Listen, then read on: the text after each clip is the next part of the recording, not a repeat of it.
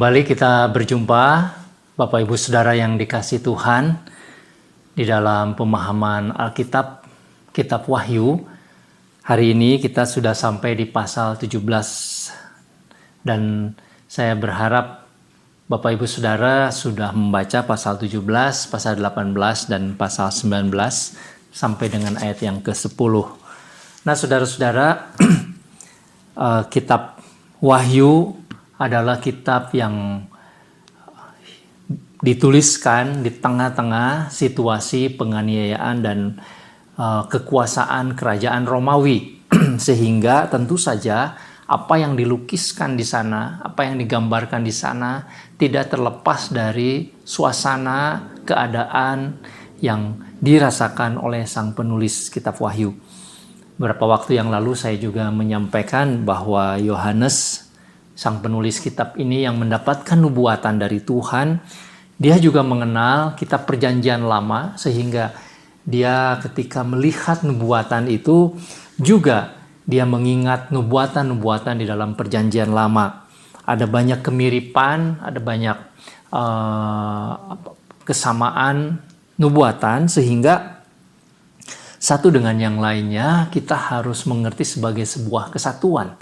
Nah, saudara-saudara, hari ini kita sampai kepada pasal 17 yang bercerita tentang Babel, kota Babel, penghukuman atau penghakiman atas Babel, pasal 17 dan pasal 18.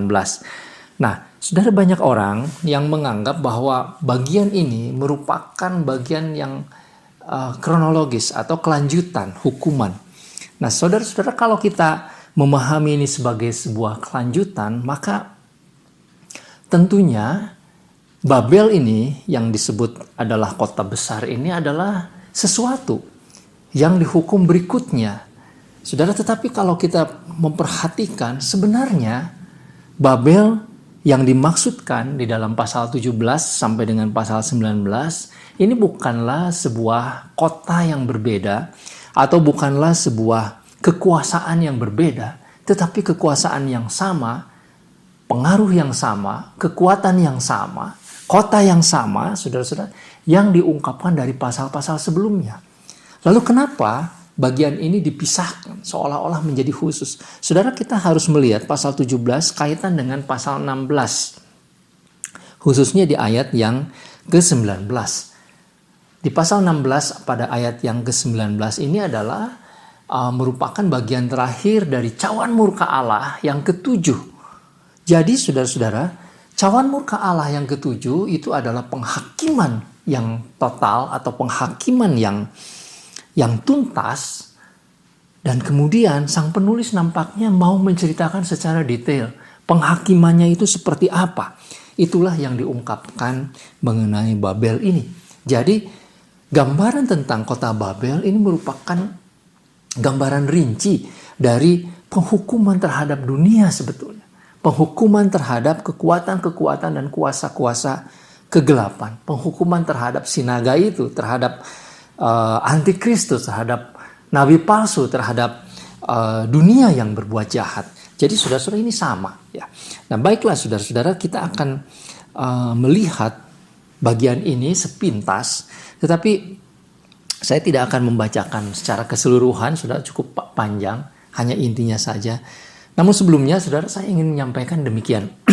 Saudara-saudara, khusus pada bagian ini, seringkali ada pendapat atau ya boleh dikatakan semacam ramalan begitu ya, atau semacam upaya untuk menerka kota Babel itu apa.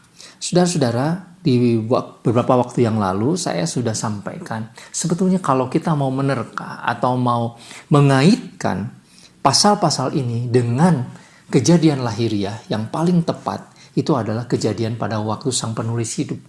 Jadi kalau Babel itu kita anggap sebagai sebuah kota sungguhan, sebuah kekuasaan yang sungguhan, maka yang paling tepat itu dikenakan kepada kekuasaan Romawi. Dan saudara-saudara, memang bagian-bagian Alkitab di pasal 17 dan 18 yang mengungkapkan atau menceritakan tentang kota yang jahat ini, yang penuh dengan kenajisan ini sangat mirip dengan kekaisaran Romawi. Nanti kita akan lihat secara detail ayat demi ayat. Tetapi saudara-saudara, kita tidak bisa mengatakan ini semata-mata kota Babel ini, Babel yang baru, itu adalah negara Romawi kuno.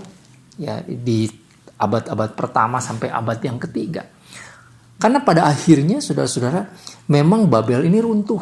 Kota Romawi ini runtuh. Tetapi kehidupan masih berjalan. Sesudah Babel, Romawi ini runtuh pada tahun 410 Masehi, saudara-saudara.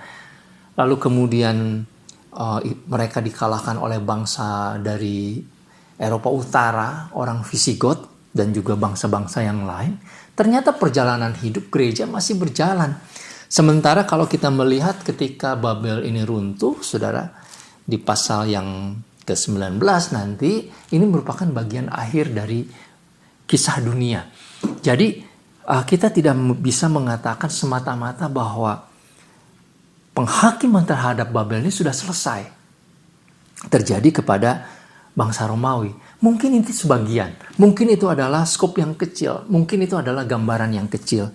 Tetapi saudara-saudara, seharusnya kita melihat bahwa penghakiman Tuhan ini berjalan sepanjang zaman. Dan saya pribadi meyakini akan ada puncaknya, akan ada akhirnya. Walaupun kita tidak bisa menebak-nebak. Sudah ada orang-orang yang mencoba untuk menafsir-nafsir, yang menebak-nebak. Ada yang mengatakan Babel itu komunisme misalkan. Tapi komunisme sekarang sudah runtuh. Oh, yang bercerita tentang Romawi, tentang Amerika, saudara-saudara. Bahwa Babel yang baru itu Amerika. Buktinya apa? Saudara ingat ya, Twin Towers itu, World Trade Center itu runtuh katanya. Jadi ini adalah pusat keuangan seperti yang digambarkan di pasal 17-18. Ini adalah kekuatan perekonomian dunia dan lain sebagainya, saudara. Lalu kemudian mereka percaya bahwa Amerika lah Babel itu. Jadi kita tidak melihat itu sebagai akhir, masih ada perjalanan. Pada beberapa waktu yang lalu, saudara, orang mengira-ngira jangan-jangan Babel ini China. Di China itu ada tower, ada bangunan yang sangat tinggi, merupakan kemegahan yang luar biasa, saudara. Dan itu dianggap sebagai kekuatan ekonomi baru. Ya, kita tahu di Shanghai itu ada tower dan tower-tower yang lainnya. Yang paling tinggi itu 600 meter lebih, 623 meter, 632 meter, saudara. Luar biasa tingginya. Ya. Tetapi kita belum melihat kaitannya dengan situasi-situasi terakhir. Apakah negeri ini atau kota ini menggambarkan persis seperti yang disebutkan di dalam pasal 17, karena ada hal-hal khusus yang lain. Ya. Belakangan juga ada tower yang lebih baru dibangun di Emirat Arab, saudara, di Dubai, kota Dubai itu lebih tinggi 828 meter, dan itu menggambarkan kemewahan dunia persis seperti Babel katanya. Tetapi saudara, kita tidak melihat kait-mengkaitnya dengan beberapa bagian yang diceritakan di dalam pasal ini.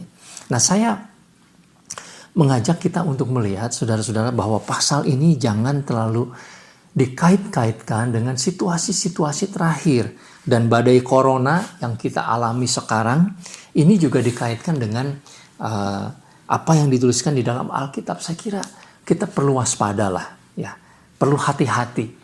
Saudara-saudara, saya pribadi punya keyakinan bahwa gambaran tentang Babel ini adalah memang, kalaupun ada wujudnya, itu adalah kekuatan komplit, ya, kekuatan yang lengkap antara kekuatan ekonomi, kekuatan politik, kekuatan agama, saudara-saudara, yang bersatu di situ, sehingga semua orang menjadi ikut terlibat, semua orang bergantung kepada kekuatan ini. Dan saudara-saudara, kapan ini kejadian? Kita belum melihat tandanya. Ya, kalau memang ini terjadi, ini pasti ada satu kekuatan dunia yang semuanya terlibat, semuanya ikut, saudara. Ya, yang sering disebutkan sebagai era baru, New World Order, sebuah pemerintahan yang baru itu, yang betul-betul antikristus, betul-betul menghujat nama Allah, betul-betul melawan secara terus terang kuasa Allah. tidak mempercayai Tuhan Yesus secara eksplisit, saudara-saudara. Lalu kemudian kekuatan ini menjadi sangat makmur dan semua bergantung kepada kekuatan ini. Mungkin kita bisa mengatakan ini bagian-bagian yang lebih cocok. Ya. Nah, saudara-saudara, kalau di Alkitab kita membaca di pasal 10 dan pasal 11 kitab Kejadian tentang Menara Babel yang dibangun oleh Nimrod, saudara. Ini adalah gambaran kuno tentang keadaan global, kehidupan global. Ya. Pada waktu itu, saudara-saudara, sang raja itu Nimrod mau membangun sebuah kekuatan seluruh dunia. Betul-betul seluruh dunia, saudara, tidak ada yang tidak terlibat. Semuanya membangun bersama. Nah, nampaknya gambaran ini lebih cocok, saudara. Jadi ini bukanlah kekuatan 1-2 negara, tapi kekuatan seluruh dunia. Dan pada saat ini memang kita melihat kita memasuki zaman yang betul-betul bisa melibatkan seluruh dunia. Ya, karena dunia sekarang sudah sangat dekat. Kita terkoneksi oleh jaringan internet. Saudara-saudara, mungkin kalau masa internet ini sudah lewat, saya tidak tahu ya. Kalau di masa depan ada lagi hal yang baru, saudara, yang lebih cepat, yang lebih murah, dan lebih terkoneksi semuanya sampai ke pelosok-pelosok dunia, misalkan satu zaman nanti, itu mungkin akan lebih dimungkinkan terjadinya sebuah kekuatan yang baru. Apakah saat ini sedang disiapkan ke arah sana? Kita tidak tahu. Jadi saudara-saudara, yang kita lihat tentang penghukuman terhadap Babel ini, kalaupun kita meyakini ini adalah sebuah kota dalam artian yang sesungguhnya harfiah, kita nampaknya masih harus menunggu, kita masih harus melihat-lihat, saudara-saudara, kekuatan yang betul-betul fantastis ya, yang sekarang ada tidak cukup, saudara. Nah, tetapi saudara yang dikasih Tuhan, ada satu hal yang sangat spesifik yang berkaitan dengan Babel ini. Yaitu apa? Bahwa Babel ini dengan sangat jelas dikatakan bahwa dia itu adalah pelacur besar, dikatakan ya. Dia adalah seorang wanita. Ayat yang ketiga, saudara, digambarkan Babel ini adalah seorang perempuan yang duduk di atas seekor binatang yang merah ungu, yaitu antikristus yang kita baca di pasal yang ke-13 ya, yang penuh tertulis nama hujat. Binatang itu mempunyai 7 kepala dan 10 tanduk, kita ingat. Jadi perempuan ini, Babel ini, saudara, duduk di atas tahta antikristus. Nah, Babel ini disebut pelacur besar ya. Dia menggunakan pakaian ungu, kain kirmisi, ada emas, permata, ini kemewahan, dan juga penuh dengan kenajisan percabulan.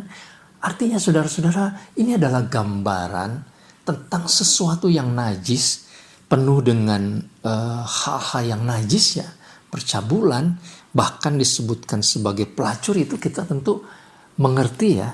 Saya bersyukur tidak diterjemahkan PSK misalkan sudah dalam bahasa Indonesia, tapi merujuk kepada bentuk ketidaksetiaan. Ya, kalau pelacur itu bentuk ketidaksetiaan, bentuk kehidupan yang moralitas yang bejat, ya, yang tidak ada harganya, yang melawan norma-norma yang pada umumnya, apalagi melawan aturan dan norma-norma Tuhan Allah yang kudus, yang suci. Jadi lawan dari kesucian Allah. Nah, jadi saudara-saudara, ini adalah gambaran dari kehidupan, dari perilaku, dari sifat kota ini. Nah, apakah ini akan merujuk kepada sebuah kekuatan yang penuh dengan kenajisan? Bisa saja. Tetapi paling tidak, saudara-saudara, sifat dari pelacur besar ini, inilah yang mewarnai kejahatan sepanjang zaman sebetulnya. Kepada kota-kota, negara-negara yang penuh dengan hujatan kepada Allah. Di sepanjang zaman. Sejak Romawi. Kalau Romawi sudah sangat jelas, saudara-saudara. Di kota Roma pada waktu itu ada banyak kemewahan, ada banyak kejahatan, dan kehancuran moralitas. Saudara, pada waktu itu bukan hanya perbudakan, kehidupan free sex, homoseks, Itu sudah terjadi pada zaman Romawi dengan sangat bebasnya dan berkaitan dengan korupsi, ya, penindasan terhadap orang-orang kecil, ketidakadilan, lengkap saudara. Itu semua kejahatan yang sangat lengkap yang dikatakan seperti pelacur besar itu sejak zaman Romawi. Romawi dihancurkan, kemudian muncul kerajaan-kerajaan yang baru yang mempunyai sifat-sifat yang sama, tetapi kemudian dihancurkan terus-menerus. Setiap zaman di berbagai tempat, saudara, hal ini terjadi. Dan kalau kita mau mengatakan, misalkan saja, pada zaman sekarang, kekuatan-kekuatan yang besar, sebutlah misalkan Amerika juga mempunyai sifat yang sama.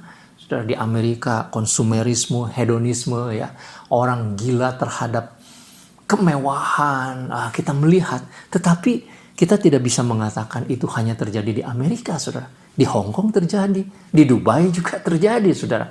Ya, di Shanghai terjadi, mungkin di Indonesia juga. Setiap kota-kota besar, setiap pemerintahan-pemerintahan yang hidup dan membiarkan masyarakatnya hidup di tengah-tengah kejatuhan moralitas. Jadi Babel ini menggambarkan kehidupan yang demikian. Saudara-saudara, kemewahan-kemewahan itu ditunjukkan dan berulang-ulang digambarkan di pasal 17 dan pasal 18. Kita tidak akan melihat, saudara, ayat demi ayat. Di pasal 17, saudara-saudara, kemudian digambarkan situasi yang lain, yaitu tentang antikristus, tentang binatang itu.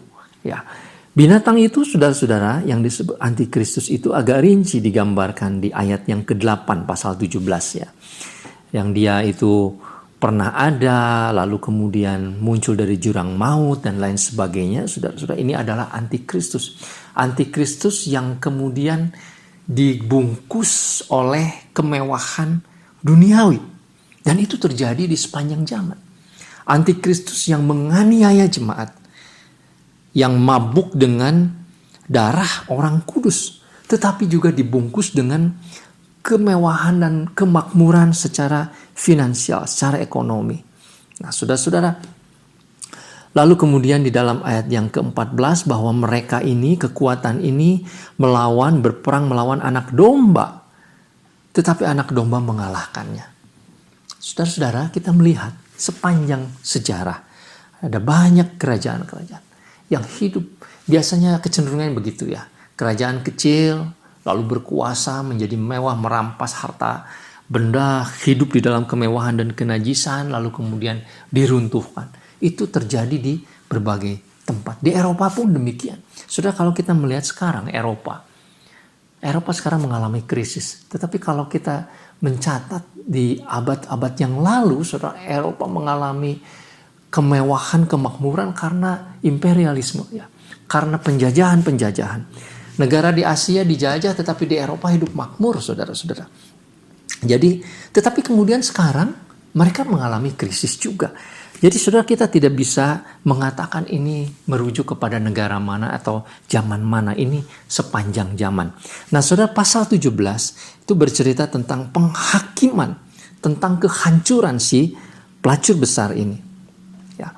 Dan saudara bisa membaca, lalu di ayat yang ke-18, ayat yang terakhir, saudara-saudara, itu dikatakan bahwa pelacur ini, perempuan ini adalah kota yang memerintah atas raja-raja. Jadi memang ini kekuatan politik yang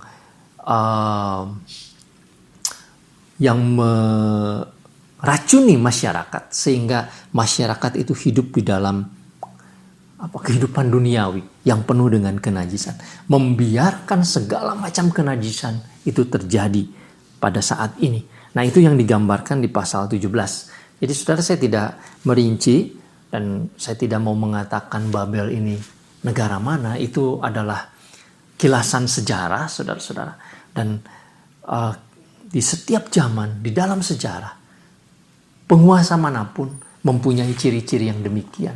Yang mereka menyombongkan dirinya, lalu kemudian mereka hidup di dalam kenajisan dan kemewahan, dan itu dihancurkan. Nah, di pasal 18, saudara-saudara, kita akan melihat ratapan terhadap kehancuran Babel ini.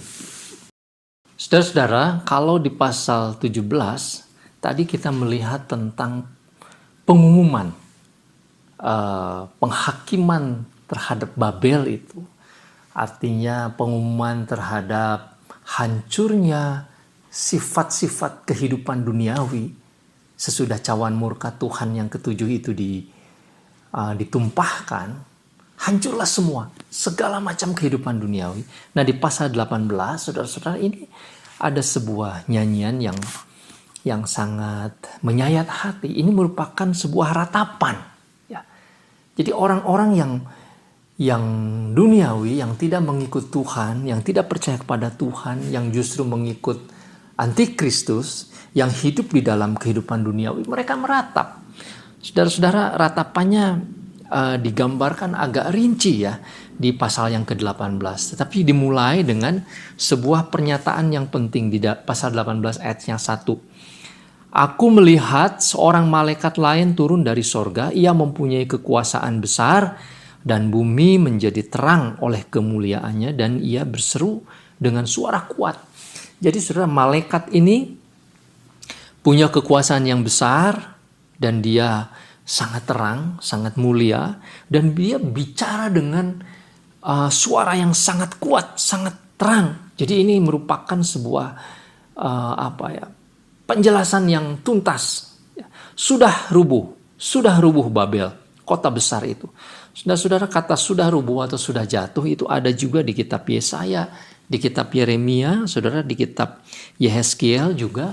Ini kitab Wahyu adalah salah satu karya sastra juga, saudara, bentuk tulisan sastra, dan tentunya cara penulisannya itu tidak berbeda atau ada hubungan saling meniru, saudara, ataupun juga belajar dari cara pengungkapan di Perjanjian Lama. Bahkan beberapa bagian itu sangat persis untuk menekankan kembali bahwa apa yang dituliskan itu sebetulnya sudah dituliskan di masa yang lalu di dalam Perjanjian Lama. Nubuat bahwa Babel ini sudah rubuh, saudara. Artinya ditulis di dalam bentuk past tense, ya, bentuk lampau, padahal kejadiannya belum terjadi. Itu mau menunjukkan bahwa ini adalah sebuah kepastian. Meskipun kita kalau mempercayai ini adalah sebuah peristiwa yang akhir di masa yang akan datang. Pada waktu Yohanes, sang penulis kitab Wahyu ini menuliskan tentang rubuhnya kota Roma itu belum rubuh. Roma itu baru rubuh kira-kira 300 tahun kemudian. Tetapi ini adalah sebuah penglihatan yang pasti akan terjadi. Nah, demikian juga dengan kekuasaan duniawi, kekuasaan antikristus. Meskipun dunia saat ini sedang berjalan, saudara, tetapi bisa dipastikan akan rubuh. Pasti rubuh, pasti jatuh. Ya. Ia telah menjadi tempat kediaman roh jahat, dibuang ke dalam neraka, soal tempat bersembunyinya semua roh najis, tempat bersembunyi segala burung yang najis dan yang dibenci. Ini gambaran tentang kehidupan yang penuh dengan kegelapan di dalam neraka. Dia akan dibuang di sana, dan semua bangsa yang telah minum anggur hawa nafsu cabulnya dan raja-raja di bumi telah berbuat cabul dengan dia, dan pedagang-pedagang di bumi telah menjadi kaya oleh kelimpahan hawa nafsunya. Jadi saudara-saudara, Babel ini, kota besar, kehidupan duniawi ini berhenti hancur karena mereka sudah mendapatkan, ya, kemewahan ini sudah didapatkan melalui sumbangsih para raja dan para pedagang, ya, di dalam ayat yang ketiga. Jadi saudara-saudara, memang dikatakan bahwa kehidupan duniawi, kemewahan, kenajisan itu kait-mengkait dengan kebijakan politik dan kebijakan ekonomi. Ya, tentu demikian. Kalau ada kemewahan, tentu ada kebijakan ekonomi di sana yang dilakukan melalui kebijakan politik. Dan sebuah kemewahan dan kemajuan politik bersama-sama seluruh dunia itu pasti dilakukan oleh sebuah pemerintahan yang satu, saudara. Ya, itulah pemerintahan antikristus, dan itu akan hancur. Saudara-saudara, bagi orang yang percaya kepada Tuhan diingatkan, "Hei umatku," ayat 4, "pergilah kamu, pergilah daripadanya, supaya kamu jangan mengambil bagian dalam dosa-dosanya. Ya, ini sebuah nyanyian supaya orang-orang yang percaya kepada Tuhan tidak terlibat di dalam keadaan yang demikian. Ya. Lalu ada kata balaskanlah, berikanlah siksaan, ayat 6 dan ayat yang ke-7. Ini adalah penghukuman, saudara. Sebuah kepastian juga, balaskanlah. Kemudian ayat yang ke-7, berikanlah kepadanya siksaan dan perkabungan. Sebanyak kemuliaan dan kemewahan yang mereka nikmati. Mereka sudah menikmati segala kemewahan kehidupan dunia dan kenajisan, maka semuanya akan dibalaskan. Nah, saudara-saudara, malapetaka ini yang digambarkan mengenai jatuhnya Babel ini adalah kehancuran segala macam kemewahan dan kenajisan dunia bersama dengan kerajaannya, bersama dengan kekuatan-kekuatan ekonominya. Saudara, di dalam ayat yang ke-9, lalu merataplah para raja ya. Raja-raja di bumi yang berbuat cabul dan hidup dalam kelimpahan dengan dia akan menangisi dan meratapi apabila mereka melihat asap api membakarnya. Jadi seolah-olah kemewahan Babel ini seperti sebuah kota, saudara-saudara, lalu kemudian sekarang hancur. Ya, kalau kita membayangkan kondisi Sodom dan Gomora dulu, bagaimana istri Lut itu menengok ke belakang seperti meratapi kehancuran kota itu. Ya, begitulah para raja meratapi nasibnya karena kehancuran semua kekayaan, semua kemewahan. Begitu juga dengan ayat 11, pedagang. Pedagang-pedagang di bumi juga menangis dan berkabung karena karena kehancuran dari Babel itu, sebab tidak ada lagi orang yang membeli barang-barang mereka. Saudara, ayat 12 sampai dengan ayat 13 itu dirinci barang-barangnya ya. Saudara bisa membaca sendiri. Jadi ini adalah gambaran kehancuran ekonomi, kehancuran politik, saudara-saudara. Dan segala kemewahannya sudah berhenti karena Tuhan menghukumkan mereka. Ada kata celaka. Ya, ayat yang ke-10 celaka 2 kali. Kemudian ayat yang ke-16 dikatakan celaka kota besar itu 2 kali dengan segala kemewahannya. Barang-barang semua, sistem perdagangan semua, sistem politik semua dihancurkan, saudara-saudara, karena mereka berbuat jahat kepada Tuhan. Jadi saudara, ini adalah gambaran mengenai kehancuran dari dunia yang penuh dengan kenajisan. Kata celaka diulang lagi di ayat yang ke-19 ya. Yang berseru, yang meratap ini nahkoda dan pelayar ya, berarti ini bisnis di laut, mungkin kargo-kargo, saudara sudah tidak bisa berlayar lagi, mereka meratap bagaimana nasib kami. Jadi saudara-saudara, ini 20 ayat, saudara bisa membaca, bisa mengulang membaca kembali, merupakan tangisan, ratapan dari orang-orang yang sudah kehilangan kenikmatan duniawi. Karena kenikmatan duniawi ini dihancurkan. Kemudian saudara, ayat 21 sampai ayat 24. Malaikat yang kuat itu, saudara, seorang malaikat yang kuat mengangkat sebuah batu besar, batu kilangan. Batu besar, batu kilangan ya, buat menghancurkan batu itu. Lalu dilemparkannya batu itu, saudara, ke dalam laut. Lalu kemudian dikatakan Babel, kota besar itu akan dilemparkan dengan keras ke bawah dan dia tidak ditemukan lagi. Batu kalau dilempar ke batu besar, dilempar ke laut, dia tenggelam, tidak akan muncul lagi. Itulah gambaran dari kehidupan duniawi. Akhir dari segala-galanya, saudara-saudara, dihancurkan, tidak akan bangkit lagi. Saya tadi mengatakan, saudara, kalau kita mau menerapkan Babel sebagai kota besar ini kepada kota-kota yang pernah berkuasa, negara-negara yang berkuasa, mereka memang sudah hancur, tetapi kehidupan masih berjalan. Lalu muncul lagi kota yang baru yang melakukan hal yang sama. Nampaknya memang dunia ini belum berakhir. Saudara, kalaupun nanti muncul yang paling akhir, yang paling tuntas secara global, itu adalah kekuatan terakhir. Tetapi itu pun akan dihancurkan dan akan mengalami nasib yang sama. Tidak akan pernah muncul kembali.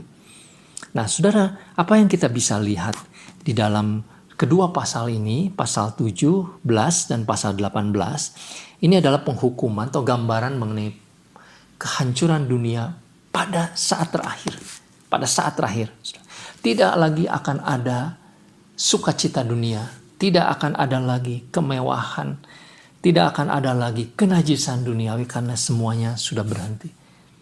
Sudah dihancurkan. Jadi inilah nasib dunia ini.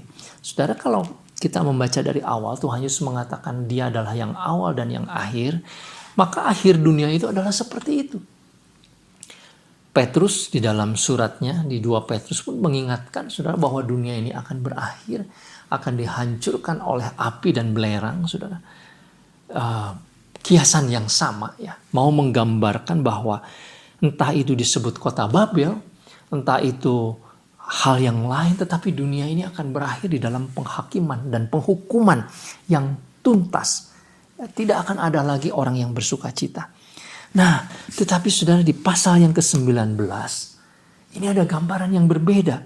Sementara Yohanes menggambarkan dunia dengan segala pengikutnya, antikristus dengan segala kekuatan dan kemewahannya, saudara-saudara, dihukum tuntas. Tetapi di bagian yang lain di pasal 19 itu ada nyanyian yang berbeda. Nyanyian tentang kehancuran kehidupan dunia. Saudara, kita lihat di pasal 19. Kemudian aku mendengar suatu suara yang nyaring dari himpunan orang besar. Ini yang nyanyi himpunan orang besar. Ada kata haleluya diulang 4 kali, saudara. Lalu kemudian puji Allah, ayat yang kelima. Haleluya atas apa? Haleluya atas kehancuran Babel. Haleluya atas kehancuran kuasa dunia. Pujian mengungkapkan kebesaran kepada Tuhan karena Tuhan yang besar pada akhirnya menghancurkan dunia ini. Ayat 1 ya, haleluya, keselamatan dan kemuliaan dan kekuasaan ada pada Allah kita, sebab benar dan adil dan segala penghakimannya, karena ia telah menghakimi pelacur besar itu, merusak bumi dan percabulannya, dan ialah Tuhan yang membalaskan darah hamba-hambanya atas pelacur itu. Jadi saudara-saudara, haleluya, ungkapan pujian syukur karena dunia yang tadinya tidak adil, yang memegahkan diri, yang membanggakan diri dengan kehidupan seperti pelacur yang penuh dengan kenajisan, ketidaksetiaan, tidak ada kekudusan. Bangga dengan itu, saudara-saudara, ternyata itu dihancurkan. Saudara, kita melihat ya pada saat ini bentuk-bentuk yang mirip dari kehidupan pelacur besar itu, yang orang pada saat ini ngomong songong gitu ya. Songong itu apa ya? Bermulut besar, mereka punya kekayaan, mereka bangga dengan kehidupan najis, mereka bangga dengan kehidupan melawan Tuhan. Di-upload di YouTube, saudara. Lalu kemudian mereka menawarkan kehidupan semacam itu kepada seluruh dunia. Kita melihat laki perempuan besar kecil, kaya miskin sama, saudara. Kita melihat orang-orang yang berpendidikan dan yang tidak berpendidikan sama-sama membanggakan itu, tetapi satu waktu itu semua akan berhenti. Haleluya diungkapkan lagi di ayat yang ketiga, haleluya diungkapkan lagi di ayat yang keempat, saudara-saudara. Terus-menerus diungkapkan, merupakan sebuah pujian syukur bagi orang-orang kudus, bagi orang-orang yang percaya pada Tuhan, bagi orang-orang yang mencintai Tuhan. Kehidupan duniawi yang syarat dengan kehancuran moralitas ini sangat menyesak, mendesak ya, membuat kita umat Tuhan itu merasa sangat terpojok. Tetapi saudara, percayalah itu semua akan berakhir. Itu semua akan berakhir. Ayat yang kelima, pujilah Allah kita, hai kamu semua hambanya, kamu yang takut akan Dia, baik kecil maupun besar. Pujilah Tuhan sebab semuanya akan berakhir. Ayat 6 sampai dengan ayat yang ke-10. Nah, saudara, ini adalah gambaran tentang situasi yang berbeda. Ini dihukumkan, dihancurkan, tetapi di gambaran yang lain yang terjadi kepada anak-anak Tuhan, orang-orang yang percaya, maka ada haleluya yang kedua, saudara. Ada pujian syukur yang kedua, karena apa? Ada gambaran tentang perkawinan anak domba. Persekutuan yang mesra, ya, perkawinan itu merupakan gambaran dari persekutuan yang sangat erat. Saudara jangan memikirkan perkawinan duniawi, tentu ada di sana nafsu biologis, nafsu birahi, bukan itu. Tentu perkawinan yang kudus dalam pengertian simbolik, saudara, ini sebuah persekutuan antara Tuhan dengan umatnya. Mereka yang pernah mengalami penganiayaan, yang pernah mengalami kehidupan yang tersiksa karena tidak mau mengikut kehidupan duniawi, tetapi kemudian akan bersekutu dengan Tuhan seperti sebuah perkawinan yang indah. Saudara-saudara, ayat yang ke-8 dikatakan bahwa kepadanya dikaruniakan supaya memakai kain lenan yang berkilau-kilauan, yang putih bersih. Lenan itu adalah perbuatan-perbuatan yang benar dari orang-orang yang kudus. Jadi saudara, ini adalah kehidupan yang suci, yang sangat bertentangan dengan Babel itu ya. Kemudian ayat yang ke-9, berbahagialah mereka yang diundang pada perjamuan kawin anak domba. Perkataan ini adalah perkataan Allah. Saudara, jadi kita melihat Yohanes ini menyaksikan dua akhir dari kehidupan yang berbeda. Dunia dengan segala kemewahan dan kejahatan dan kenajisannya, ketidaksetiaannya, kesombongannya dihancurkan, dan orang-orang yang mendapatkan keuntungan dari situ meratap. Tetapi saudara, orang-orang yang percaya kepada Tuhan justru sedang berada di dalam sukacita besar karena bersekutu dengan Tuhan.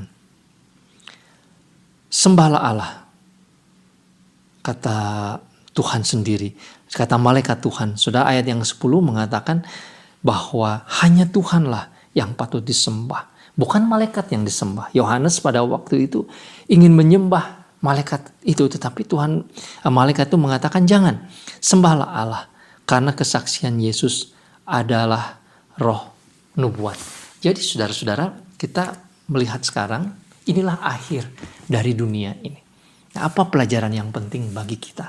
Saudara-saudara yang dikasihi Tuhan, yang digambarkan tentang Babel itu adalah kejatuhan moralitas. Yang digambarkan tentang binatang yang keluar dari laut itu adalah kuasa antikristus, ya. Kekuasaan politik lah yang nanti akan menawarkan kehidupan Babel ini, yang akan menawarkan kenikmatan dunia.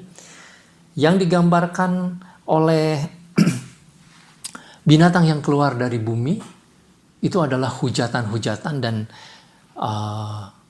nabi-nabi palsu. Artinya ada penyimpangan, ada penyesatan-penyesatan terhadap kebenaran.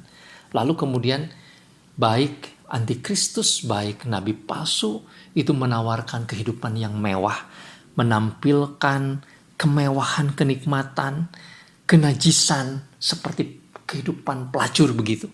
Ya.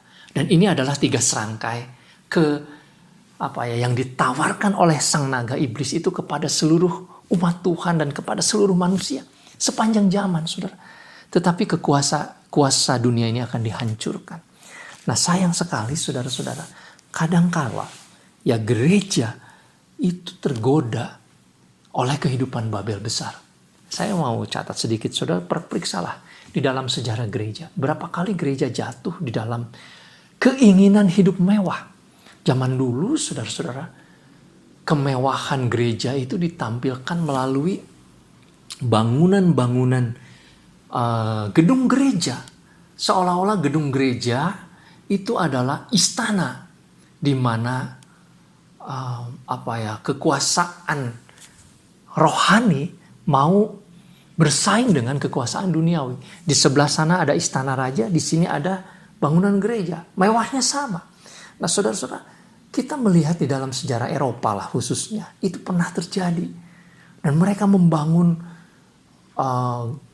gereja, gedung-gedung gereja dengan cara-cara yang jahat, mengumpulkan uang rakyat, memeras, korupsi, dan lain sebagainya, saudara. Dan itu kemudian saat ini sebagian besar sudah menjadi puing-puing.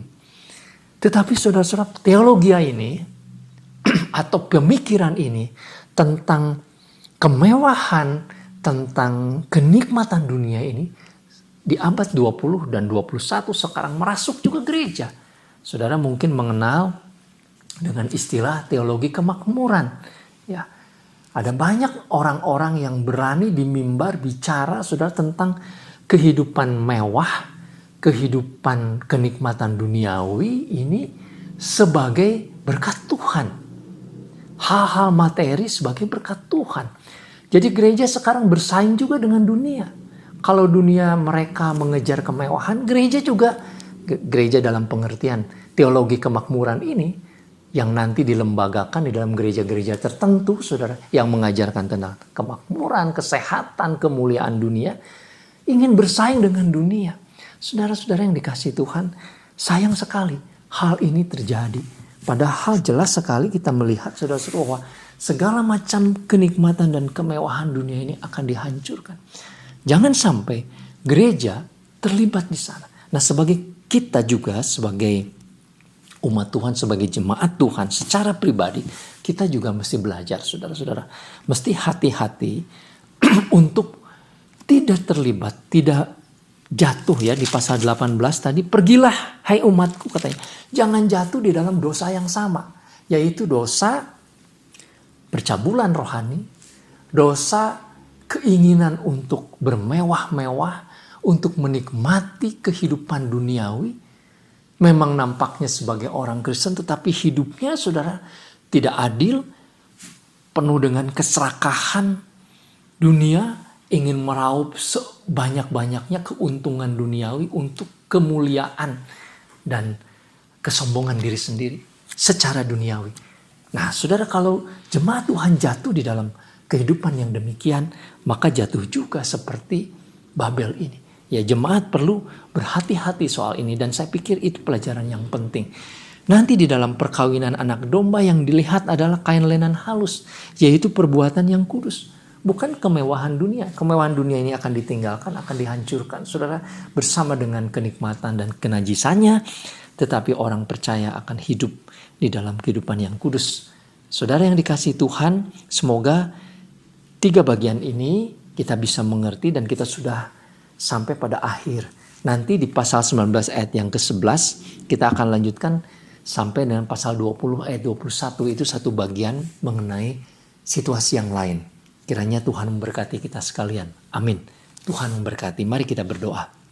Bapa di surga, tolong kami supaya kami mengerti kebenaran firman-Mu. Jangan kami jatuh di dalam segala macam dosa duniawi seperti yang ditawarkan oleh Babel besar ini ya Tuhan. Tetapi kami hidup di dalam kebenaran dan anugerah-Mu. Tolong kami sekalian di dalam nama Tuhan Yesus, Juru Selamat kami yang hidup. Amin. Tuhan Yesus memberkati. Sampai berjumpa kembali.